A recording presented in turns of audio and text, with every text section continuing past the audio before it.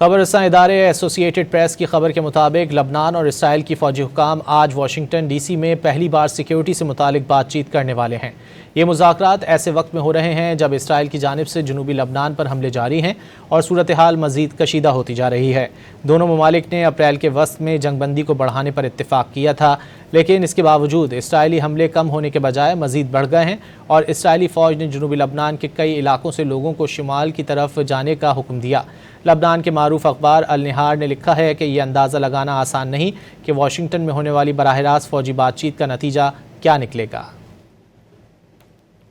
خبر رساں ادارے ایسوسیٹڈ پریس کی خبر کے مطابق لبنان اور اسرائیل کی فوجی حکام آج واشنگٹن ڈی سی میں پہلی بار سیکیورٹی سے متعلق بات چیت کرنے والے ہیں۔ یہ مذاکرات ایسے وقت میں ہو رہے ہیں جب اسرائیل کی جانب سے جنوبی لبنان پر حملے جاری ہیں اور صورتحال مزید کشیدہ ہوتی جا رہی ہے۔ دونوں ممالک نے اپریل کے وسط میں جنگ بندی کو بڑھانے پر اتفاق کیا تھا، لیکن اس کے باوجود اسرائیلی حملے کم ہونے کے بجائے مزید بڑھ گئے ہیں اور اسرائیلی فوج نے جنوبی لبنان کے کئی علاقوں سے لوگوں کو شمال کی طرف جانے کا حکم دیا۔ لبنان کے معروف اخبار النہار نے لکھا ہے کہ یہ اندازہ لگانا آسان نہیں کہ واشنگٹن میں ہونے والی براہ راست فوجی بات چیت کا نتیجہ کیا نکلے گا۔